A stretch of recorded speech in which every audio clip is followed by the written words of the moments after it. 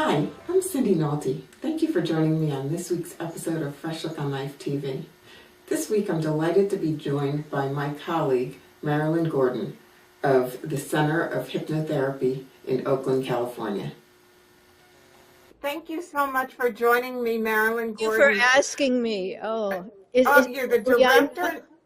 You're the director and founder of the Center of Hypnotherapy certification. Yeah. Well, Marilyn, you began your career as an English teacher. Is that correct? That is correct. And you made the transition from English teacher to teacher of hypnosis in 1987. What motivated you to make that switch? I first started out as a meditation and yoga teacher before I became a hypnosis teacher. And what motivated me was total stress because I was teaching in the 60s in high school. And one of the schools I was teaching, the last school I was teaching in was, they were rioting in the schools, and it was very stressful to say the least. I'd come home and stare at the walls, and I was courageous on the surface when I was working, and I went and helped break up fights. But wow. I know, but when I came home, I was so stressed out. Then somebody suggested I go to a yoga class. And I didn't know a lot about it, but I said, anything that will help me with this stress. I had tried everything. I tried all kinds of aspirins. I tried a little barbiturate pill that had caffeine and aspirin in it because I got headaches all the time, and nothing really helped. So when I did the yoga class, at the end of the yoga class, we did a relaxation process, which we now call progressive relaxation, relaxing all the different parts of the body. And I said, oh my God, this is it. This is what I want. This is what I need. So I began to study everything I could about it. And I found teachers from India and from Tibet and from, all great ancient cultures. I found meditation teachers and gurus, and then I began to change my food, and I changed everything. My life changed completely. I actually came back to California. I had lived in California in the 60s. During the time of I don't know if you know about all those times in the 60s in California, but they were very interesting times, to say the least. Well, that was a great time in history, but you sure share.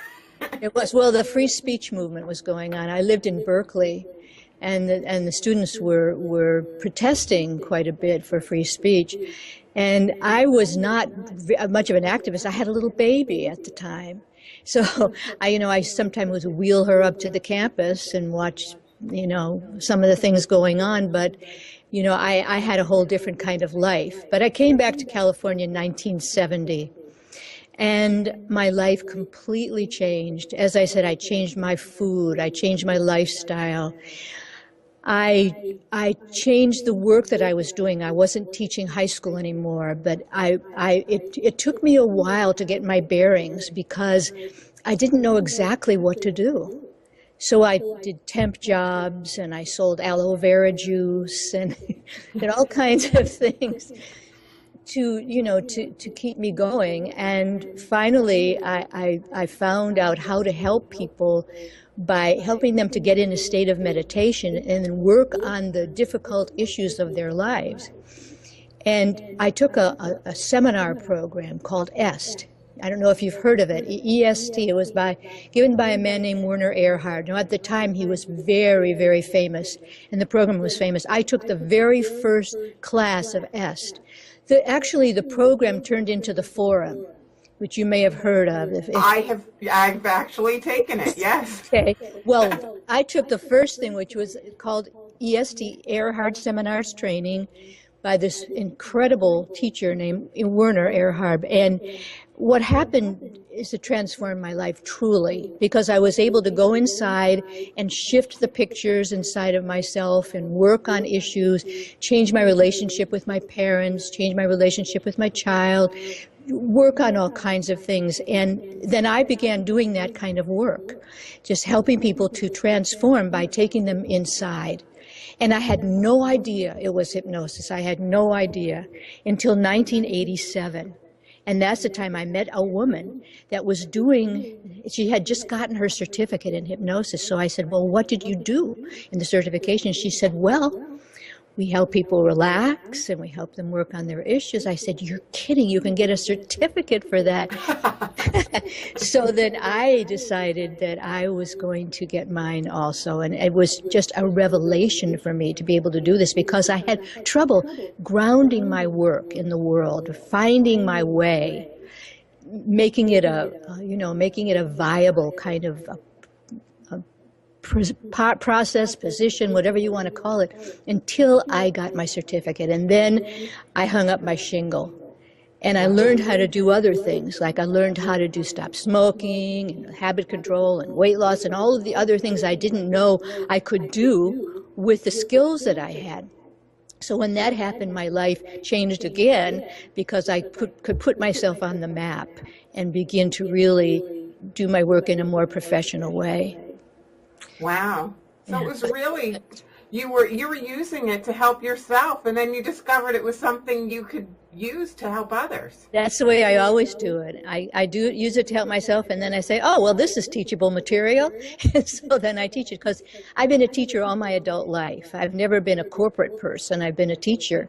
So that's what I know how to do, and I know how to teach everything that I do. So I naturally just gravitate toward that. I think it's so important that when we offer a service that it's something we believe in, and what better testimonial than you use it, right?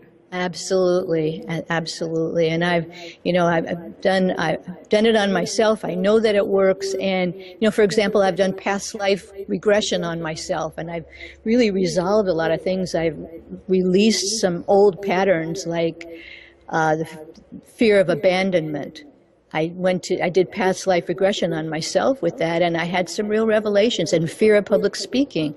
I had terrible fear, and I'm not afraid right now. So, but isn't that common, fear of public speaking? Wow. Very much so, and I like helping people with this, and I like helping people with fear of exams, because I used to be a teacher, a school teacher, and now I'm a different kind of teacher, but I love helping people with things like that. Once you're a teacher, you're a teacher. It's part of your DNA, right? You bet. Exactly. How is hypnotism different than hypnotherapy? Well, that's a really great question, and some of it is a political answer. Right. Because on the coast where I live, which is the West Coast, most people call it hypnotherapy. That's just it's a common expression, hypnotherapy. If we say hypnotism, people think of people with a cloak and a pendulum and, look into my hypnotic eye, something like that. But on the East Coast, they say a consulting hypnotist or a hypnotist, or they do hypnotism.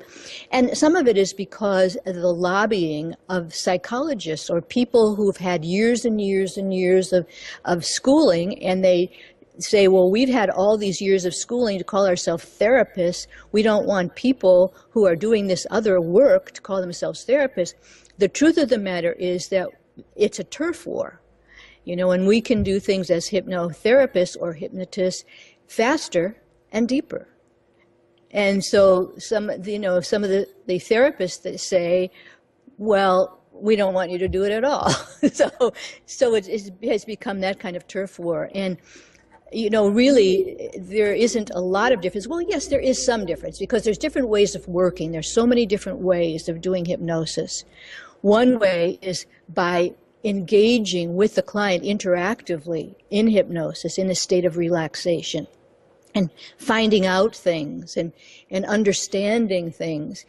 But another way is delivering messages and suggestions by scripts.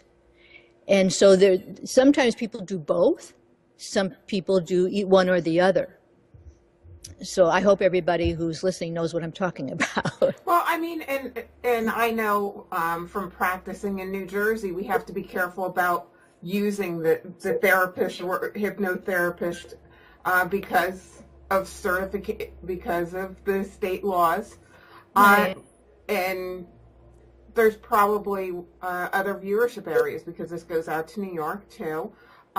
So knowing those state laws are important to practice, to practicing and knowing what you can and can't say, of course. Most people in California call themselves hypnotherapists, and most of the clients say they want hypnotherapy. It's just a cultural thing. It's a local kind of thing. That's what we do. That's the terminology we use, and it's not against the law. No, it's not, because they have to know the state laws, and that's, yeah. Right. Once one guy tried to make a law in the state of California that nobody could certify hypnotherapists or hypnotists unless they had an accredited school, like a university. Now, he tried to pass this through the state legislature because he had an accredited school, and he was the only one in the country that did. I don't know if in the country, I think it's in the country, but I know it's the only one in California. But, there's a strong hypnotist union that said, no way, Jose, you're not going to do that. That's not fair. So that didn't go through. And once you become have an established practice, I'm sure that you get referrals from physicians and therapists. Right. Because they know what we can do. There isn't that turf war here. It doesn't. I teach hypnotherapy classes, and I have marriage family therapists in the classes and psychotherapists who want to get a different angle on it and include this in their work, because we have techniques they can use, and they really like to get this perspective because they can go more deeply. So there's no problem at all. Yeah, I have to say, from even though it's part of the legislature from my particular area, I don't feel that the physicians or therapists that are around me are at fault. I find them to be very supportive. Right. Most people are. Most people don't have a problem. It's just when you get into the politics and into the legislatures and into the interest groups, then that's where it comes in. But it's the people, they're fine. Yeah. There's enough, right? Right. Right. How has hypnosis or hypnotherapy evolved over the years? You mean in general or in my life or in general? Well, I'll say one thing, that in general, it has evolved from a more, authoritarian kind of a practice into a more permissive one. And it used to be that there would be hypnotists who would say, listen to my voice. You will do my bidding. You will do this. I want you to close your eyes now. That is very authoritarian approach. And some people still have that, and some people like that. Right. Some people are drawn to that. Exactly. But Milton Erickson came along, and I don't know exactly what his dates are, but I know that, it's sometime maybe in the 90s, the 80s, the 90s, and he began to change the profession and change the wording of things and make them more permissive and use visualizations, and he really changed the tone of things. And there were others too who changed the tone of things. And so now there are people who are client-centered instead of being authoritarian. And client-centered means that you ask your client things. You don't just tell your client things. You find out things from deep inside of them. You're co-creators of this process. And that is a beautiful way, I think, of doing this work instead of just reading a script and telling people. Of course, there is value in that too, because I do believe in the power of suggestion.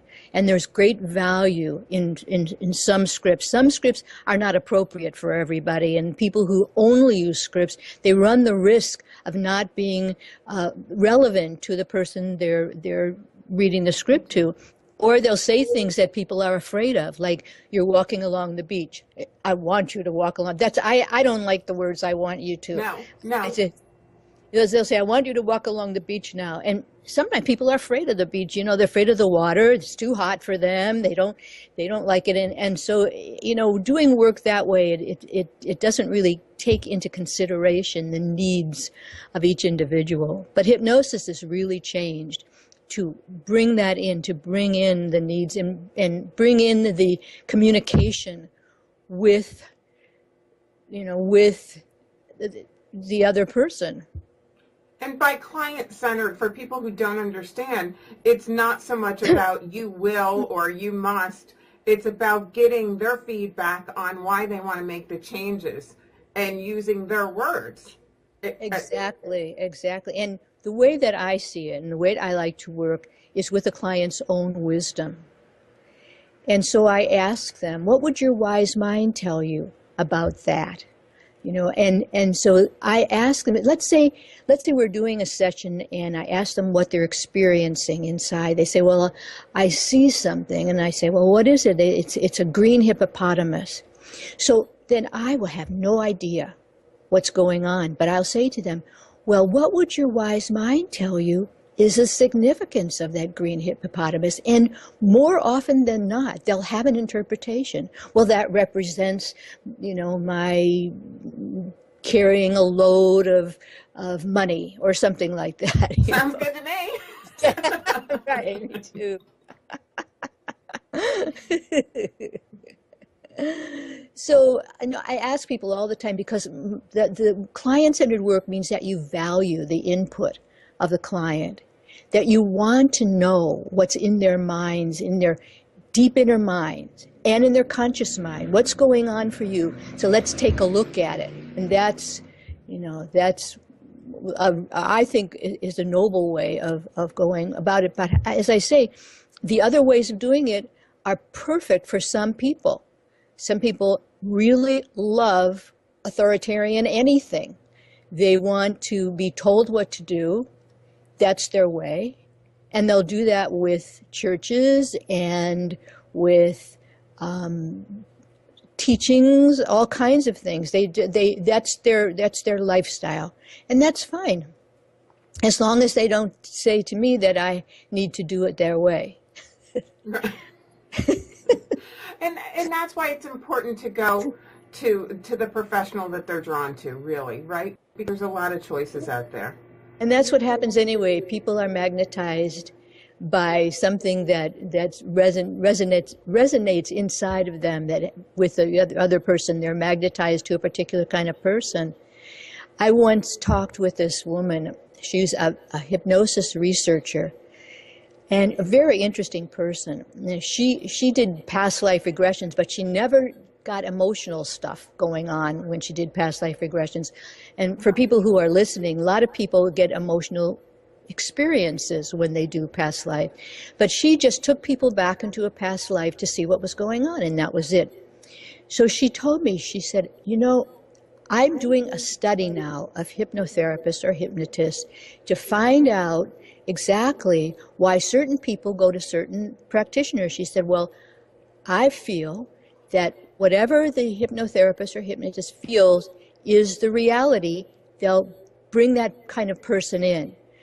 So for an example, I once went to a hypnotherapist. I was very curious about what she was doing. She felt that allergies were caused by the original Big Bang and the release of fragments of planets. Okay. Yeah, right. And she took people back to the mothership.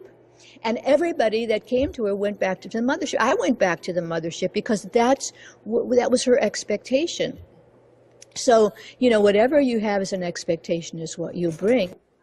We were talking about the evolution of hypnosis, but why would you say it's more popular now than ever? I think people are just beginning to get used to it, because they used to have the notion that all the hypnosis would like they did in the stage shows. And they had a lot of fears that you were going to make them do something crazy or embarrassing, or that they'll never come back, or that, you have control over them. But people are beginning to realize that there's a therapeutic kind of hypnosis, and that they don't need to be afraid anymore. And also the media is picking up on things about hypnosis and weight loss.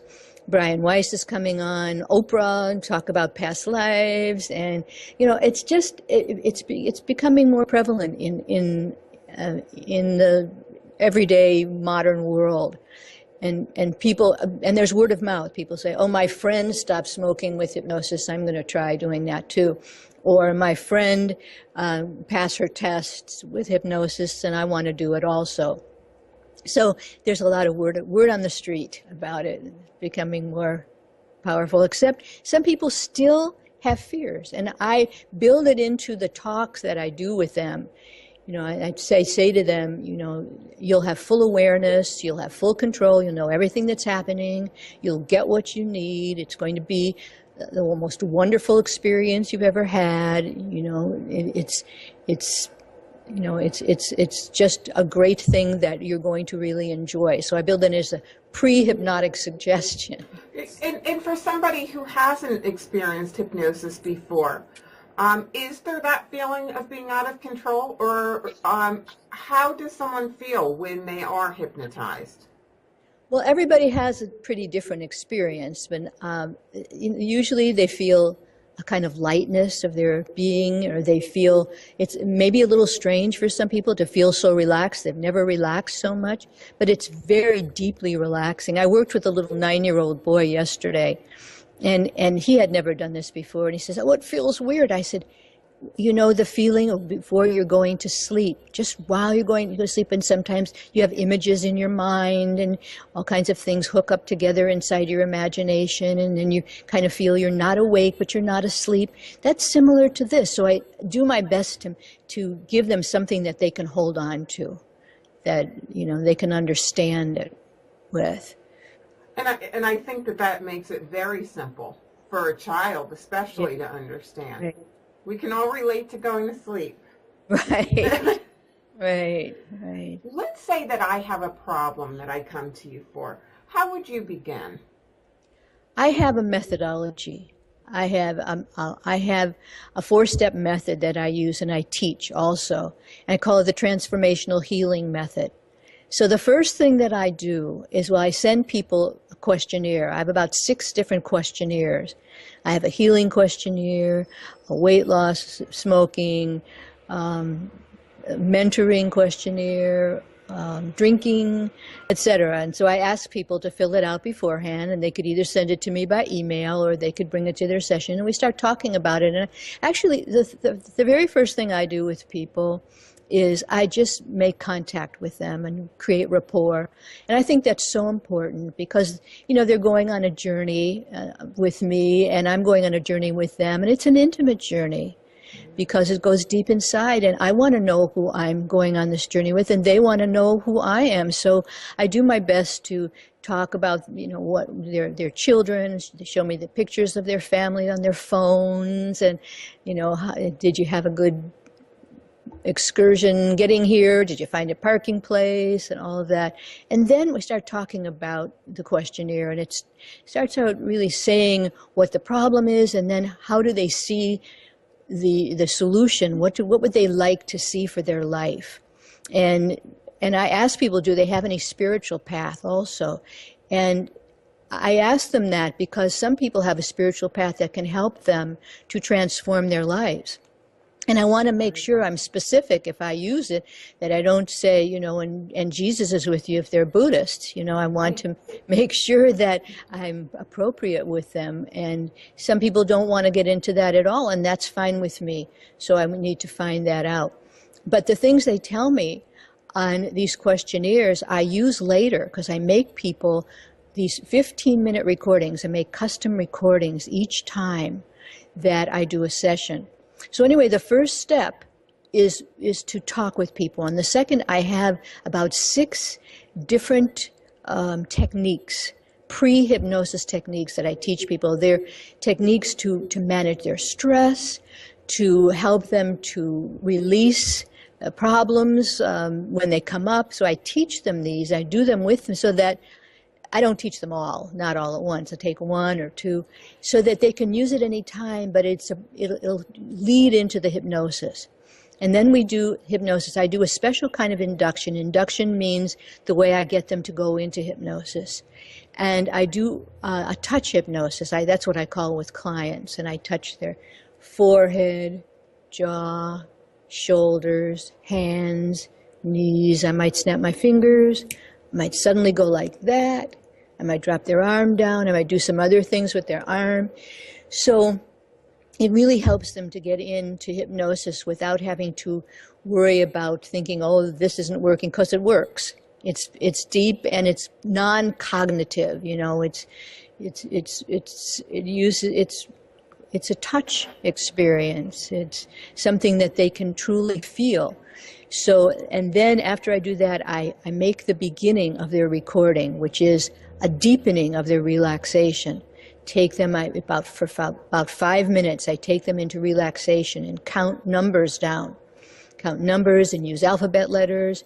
And then I stop. I pause the recording, okay, because this 5 minutes is on a recording. I stop that, and then I may talk with the person, do some hypnotherapy, interactive. I may not. It all depends. I just see what we need at the time. And then I go, after we're done with that, I go back to the recording, and for 7 minutes, I say positive things that are based on their questionnaires, based on what they've said to me in a session, and so I can really make it personal for them. And that's important for many people to hear that personal, right. Why am I doing it for me? Because whatever it is that they want to change, often they've wanted to, but they need your help. That's why they're going to, right? Right, and I put their name on it. I use their name. And, you know, years ago, this is interesting, years ago, I talked to one of the greats of ultra-depth relaxation. His name was Walter, I'll think of it, it'll come to me. I know his name quite well. Anyway, a great man. He's not on this planet anymore. But I wanted to talk with him years and years ago, probably 20 years ago. And I wanted to know what were some of the things that were important to him for helping the people to go deeply. He said, if you want people to go deeply in an induction, use numbers and letters. Don't use visualization. Use visualization at other times. But when you're doing your induction, that's cognitive.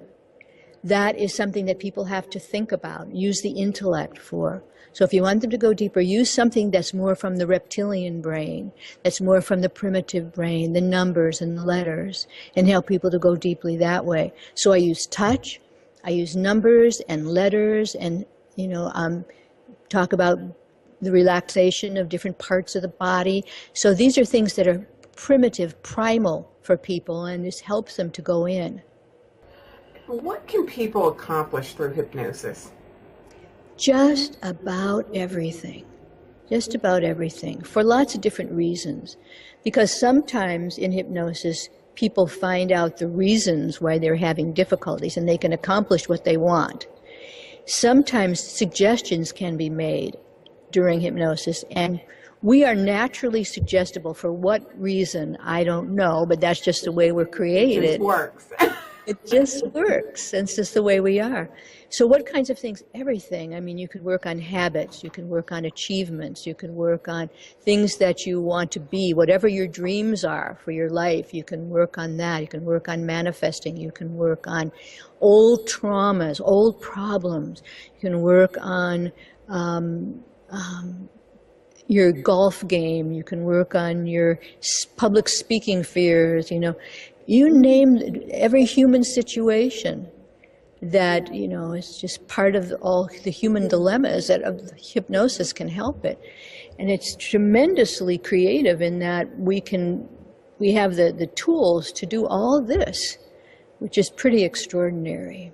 Have you ever used it for yourself, and have you had positive benefits?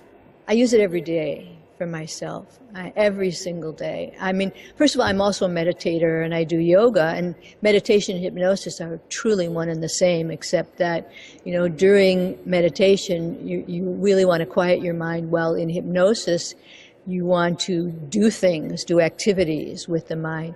But I use it all the time. Everything that I go through as a human being, I use hypnosis, and the techniques that I was telling you about, I use on myself. And I have evolved. I used to have a fear of driving, a fear of cats, a fear of dogs. I had fear of public speaking. I don't have any of these things anymore. I drive all over the place, you know, and I love some dogs, not all. I mean, I love them, but I don't want to say, I want to talk to some of them. Your dog is cute. Thank you.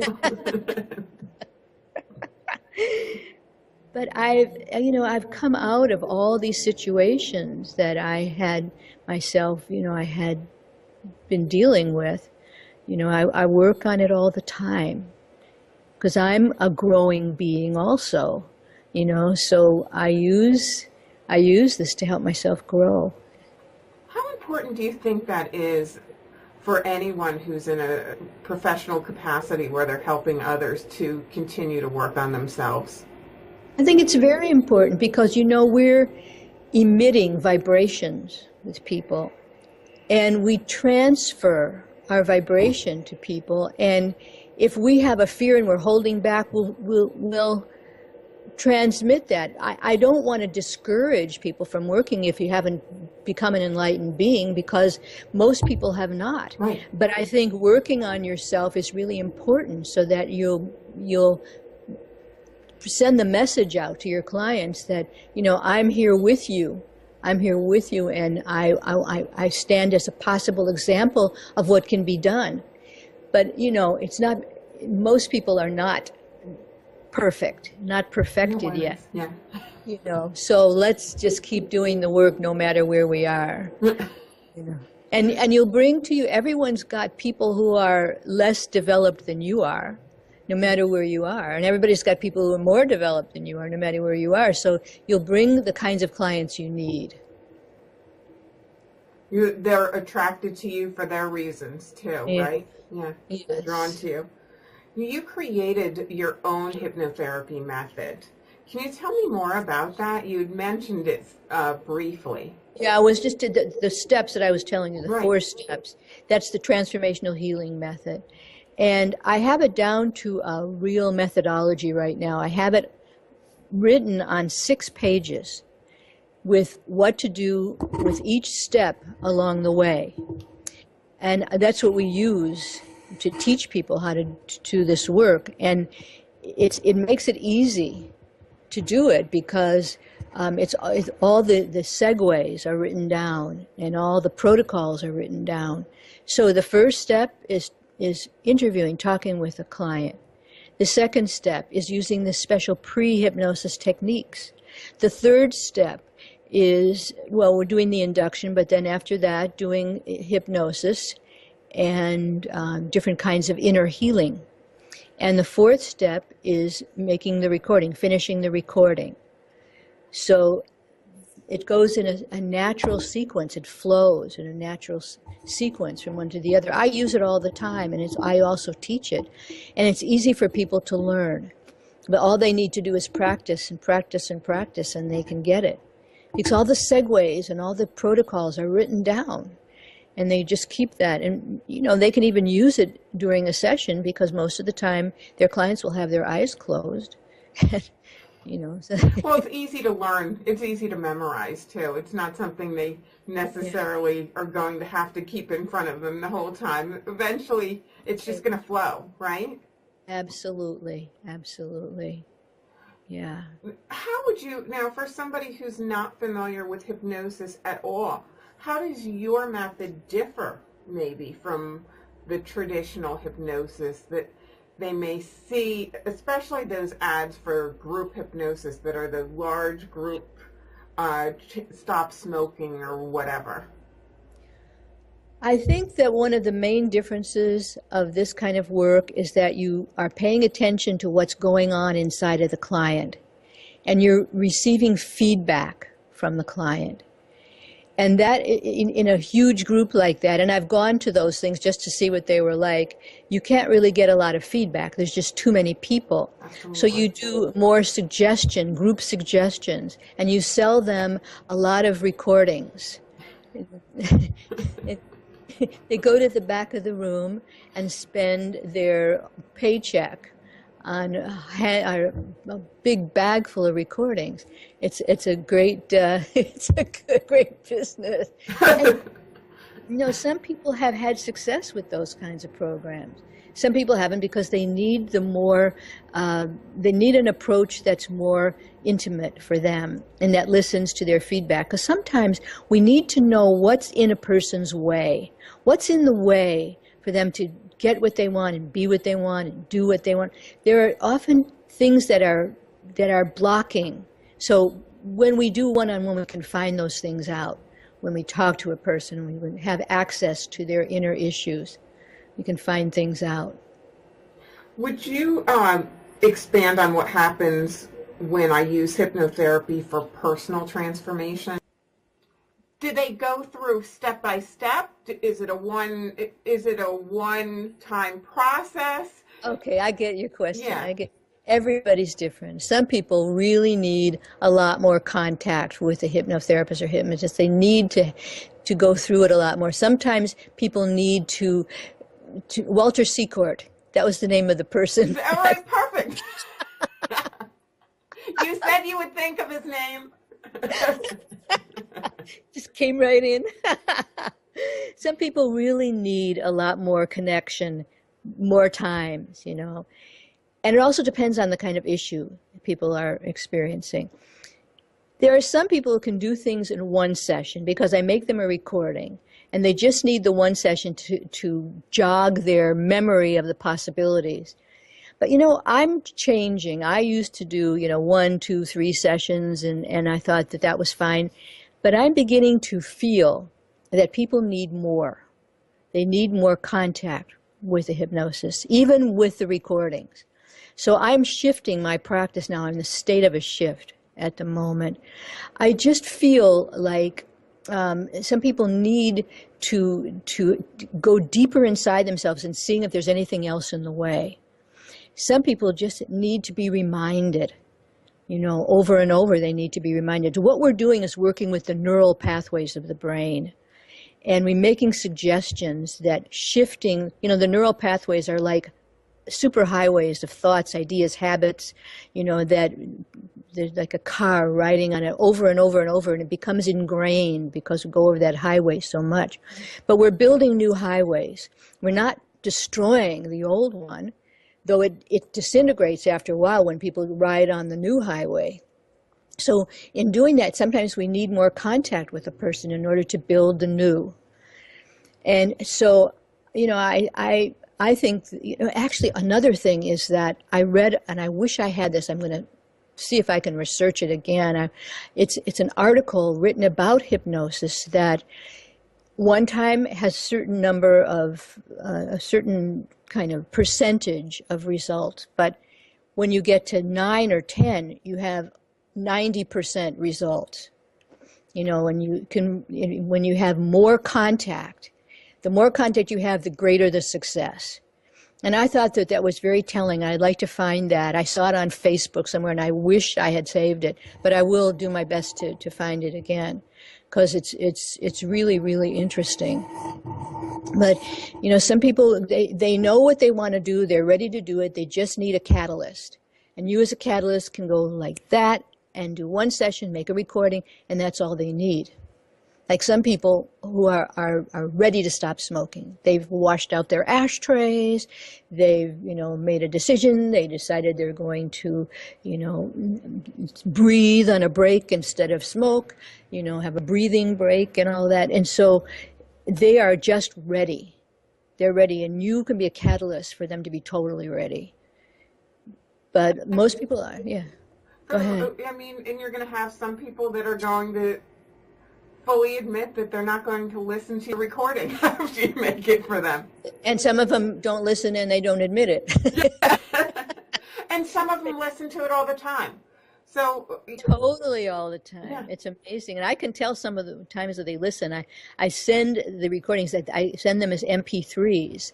And I get notification when these MP3s are being downloaded and by whom. Of course, sometimes if they download it to their computer or their devices, then I won't have that inner knowledge anymore. But, sometimes I can tell when they're getting their recordings. And it's interesting to see the difference. And that's just how people are. People are different from one Totally. another. Totally. Now, do you work with certain issues more than others? Well, let me see. I like working with deep inner healing. I enjoy that in spiritual transformation. That's what I really enjoy.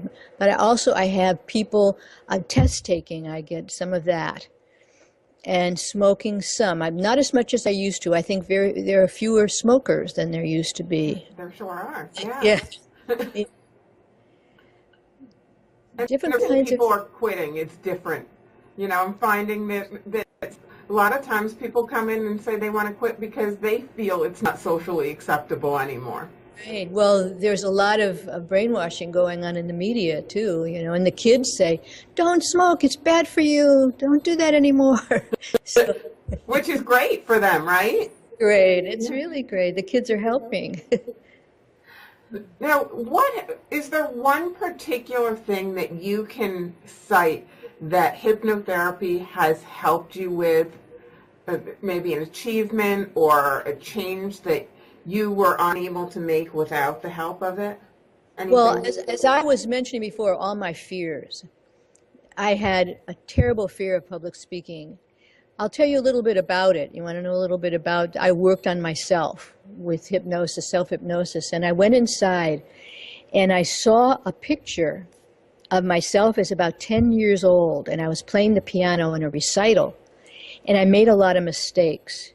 And there was a little girl dancing to what I was playing. It was the Hungarian dance number 5. It went dun, dun, dun, dun, dun, dun, dun, dun. And this little girl was dancing, and when I made the mistakes, she started making faces, and then everybody was laughing. And I heard my dad had this big booming voice, and he was really laughing, and I was totally humiliated. So after that, I saw in this vision, I saw the laughing Buddha coming, laughing and laughing and laughing. And he said to me, "So what? So what?" And I said, "Wow, so what? So what if they're laughing? So what if my dad's laughing? So what am I holding on to this for?" Right. Yeah, and then I gave myself a trigger that I could use when I was in a situation of public speaking. So I imagined a light would come down through my head, and it would make a noise like that. It was from the universe, connecting me with the higher powers, okay?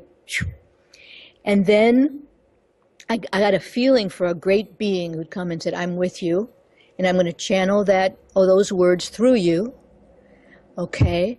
And then I said, "Okay, now put your thumb together with your index finger and say some magic words." And my magic words were, "All systems go."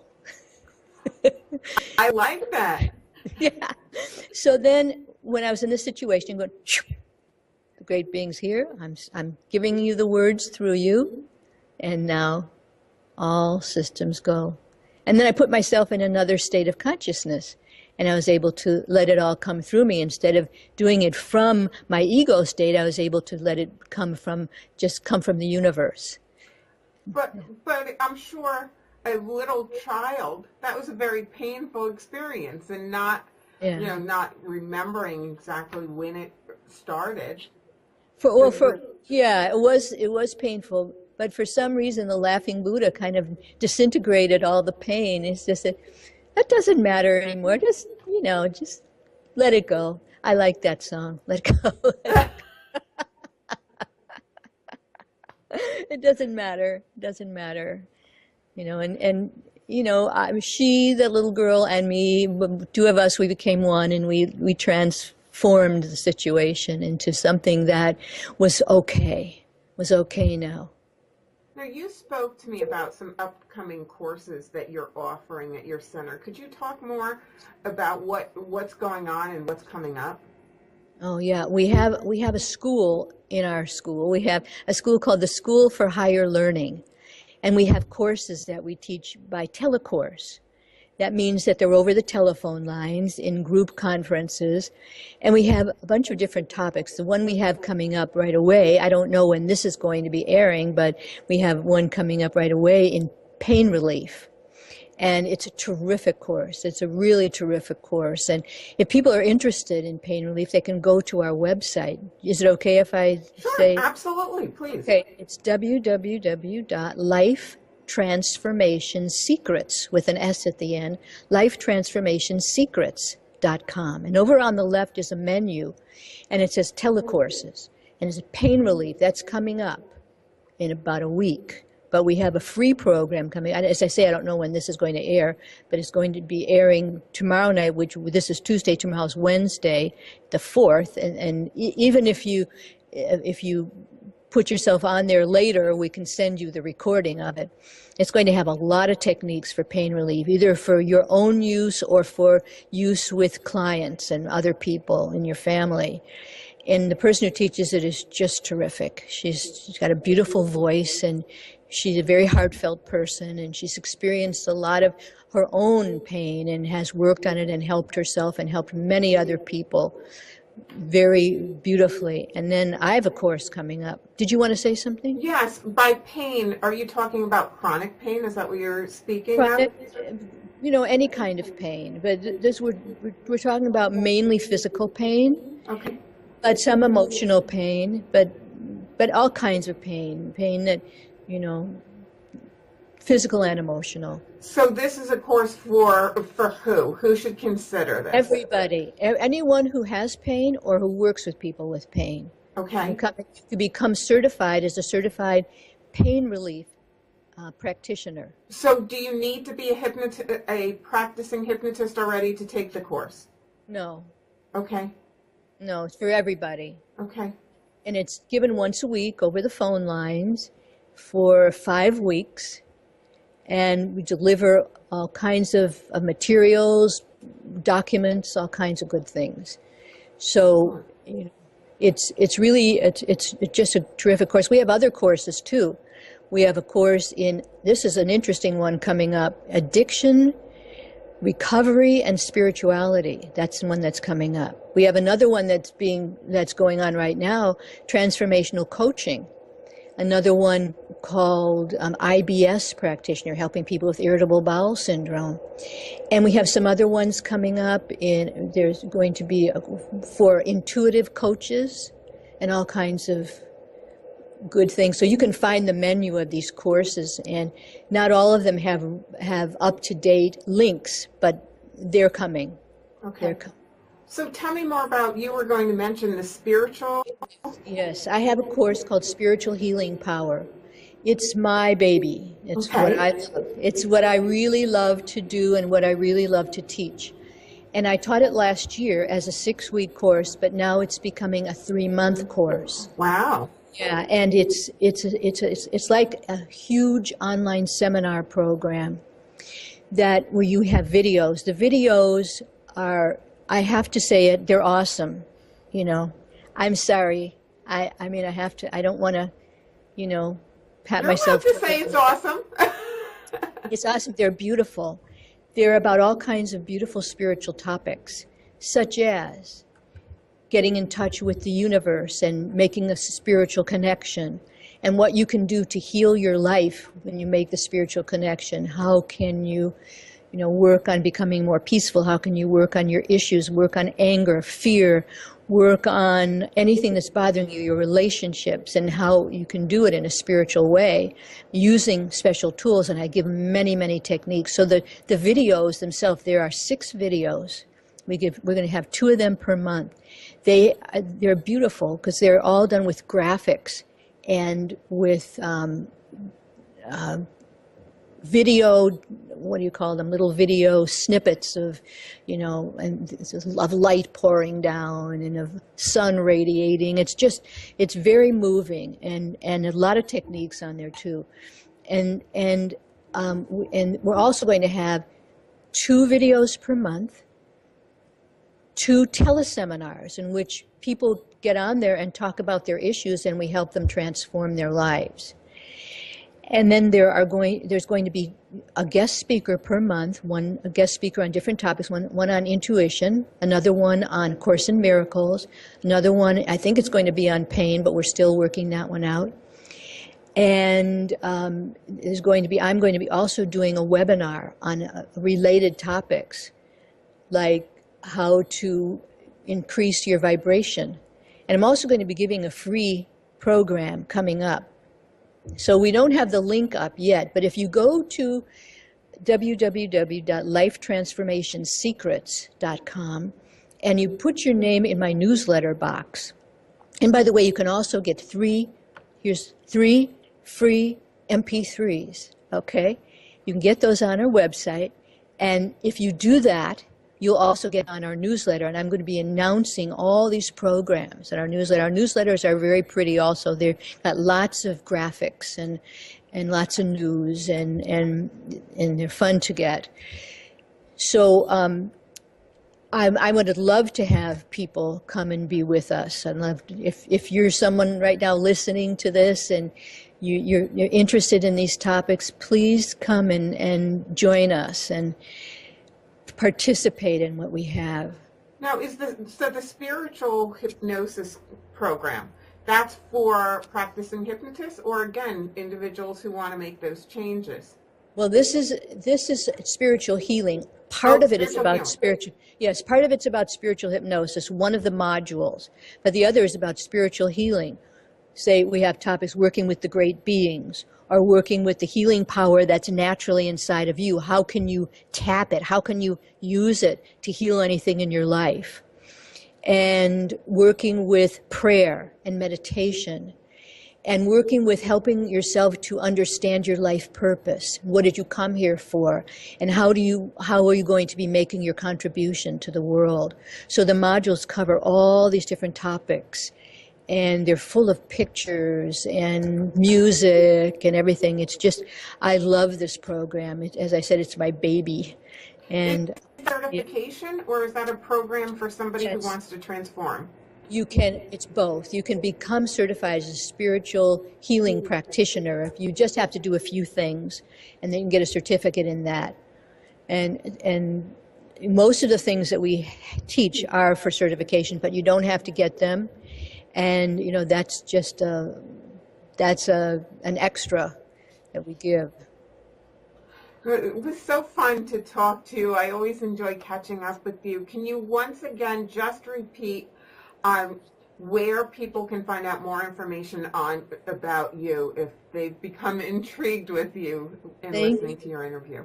Thanks very much, Cindy. I first want to say thank you. I'm so honored and I'm happy to be a part of your program, and I really appreciate being here. Thank you so much. And so my website is lifetransformationsecrets.com, and there's lots of stuff on there.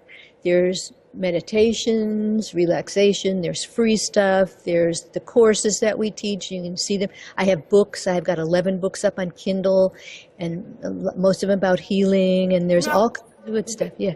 I did fail to mention that, and now you're reminding me, so please do bring that up, that you are not only a published author of one book, but 11?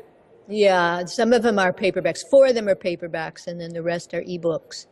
But I have different topics. One of the ebooks is on how to pass tests, and it has an audio book that goes along with it. And another is called The Wise Mind. It tells you how to get to your wise mind and what to do. I have this process called the Wise Mind process. It's one of the introductory techniques that we use.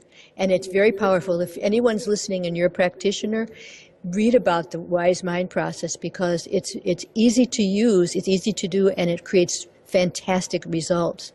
And I have another book called Healing is Remembering Who You Are. That's how to do this work and what happens. And another one called Extraordinary Healing. And one of my favorites is a book called Realize Your Greatness. It's a story.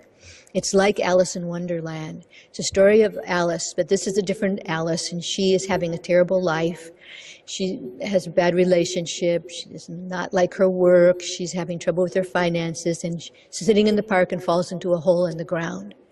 And there, when she falls into the hole in the ground, she meets all these gurus and teachers and healers and mentors who teach her about the law of attraction, teach her about the wise mind process, teach her about happiness, about prosperity, about many different topics. And I love it because I had so much fun doing it. It's stories, one little story after another of these teachers who have these great environments and these beautiful pillows with the dogs coming in, and these pillows and their flowers, and they go out into the yard and pick the fruits and the vegetables out of the yard and bring them inside and make a beautiful lunch. It's a book like that, and I love the book because it's dear to my heart.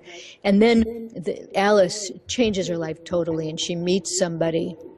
And I don't know if I should give a spoiler alert, but she meets someone and they do things together and create her practice and create her writings and make her contribution to the world, and they fall in love, et cetera, and there's all things about relationships and about seers and gurus and great beings, and Jesus is in there, and Buddha and the Kuan Yin and Lakshmi, the goddess of wealth, and